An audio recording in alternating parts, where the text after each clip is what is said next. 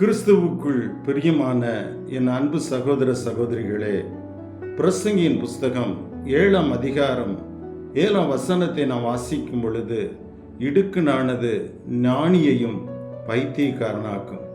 இடுக்கன் என்கிற வார்த்தைக்கு பலவேறு அர்த்தங்கள் உண்டு.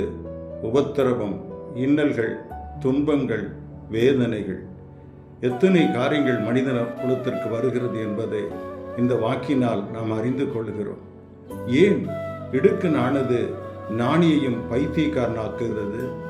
இப்படிப்பட்ட இன்னல்கள், துன்பங்கள், துயரங்கள் ஒரு மனுஷனையோ மனுஷியோ அது நெருக்கும் பொழுது அவன் பலனற்றவனாகிறான். சங்கீதம் 22:15 நாம் வாசிக்கும் பொழுது, என் பலன் ஓட்டை போல் காய்ந்தது, என் நாவு மேல்வாயோடை ஒட்டி கொண்டது, என்னை மரணத்தோளிலே போடுகிறீர் என்று பக்தன் சொல்லுகிறான். என் பலன் ஓட்டை போல காய்ந்து போய்விட்டது, நான் பலனற்ற மனிதனானே. ஆனாலும் ஏசாயா தீர்க்கனின் புஸ்தகம் 12ஆம் அதிகாரம் 2ஆம் வசனத்தை நாம் வாசிக்கும் பொழுது, இதோ தேவனே என் ரட்சிப்பு, நான் பயப்படாமல் நம்பிக்கையாயிருப்பேன். கர்த்தராகிய யெகோவா என் பலனும் என் கீதமும் ஆனவர், அவரே எனக்கு ரட்சிப்புமானவர் என்று திருவுளம் பற்றியிருக்கிறது. என் அன்புக்குரிய சகோதர சகோதரிகளே, நம்முடைய ஆண்டவர் சாதாரணமானவர் அல்ல.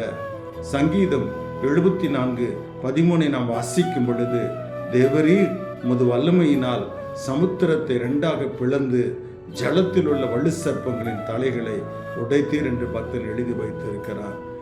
நமக்கு எதிரியாக வருகிற எப்படிப்பட்ட காரியங்களில் இருந்தும் நமக்கு ஜெயத்தை கொடுக்கக்கூடிய, சந்தோஷத்தை கொடுக்கக்கூடிய, சமாதானத்தை கொடுக்கக்கூடிய ஒரு கர்த்தர் நமக்கு இருக்கிறார்.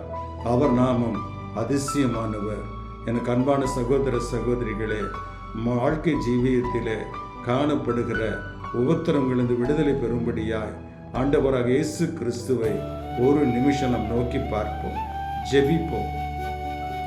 எங்கள் அன்பிற்குரிய பரம தகப்பனே, இந்த மாலை வேளையிலே கருத்தோடு தங்கள் இன்னல்கள் மறையும்படியாய், வேதனைகள் மறையும்படியாய், உபத்திரங்கள் மறையும்படியாய், விடுதலை அடையும்படியாய் நோக்கி பார்க்கிற ஒவ்வொரு அன்பு சகோதர சகோதரிகளுக்கும் ஒரு கிருபையை, இரக்கத்தை, விடுதலையை கொடுத்து ஆசீர்வதியும். நான் கொடுக்கிற சமாதானம் உலகம் கொடுக்கிற சமாதானத்தை போல் இராதபடி இருக்கும் என்று சொல்லியிருக்கிறேன். அது நீடித்திருக்கும் என்று சொல்லியிருக்கிறேன். அந்த நித்திய சமாதானத்தை, விடுதலையை உம்முடைய பிள்ளைகள் ஒவ்வொருவருக்கும் அருள் செய்வீராக. உம்முடைய பிள்ளைகளை ஆசீர்வதிப்பீராக. இயேசு கிறிஸ்துவின் நாமத்தில் ஜெபிக்கிறேன் நல்ல பிதாவே, ஆமென். God bless you all.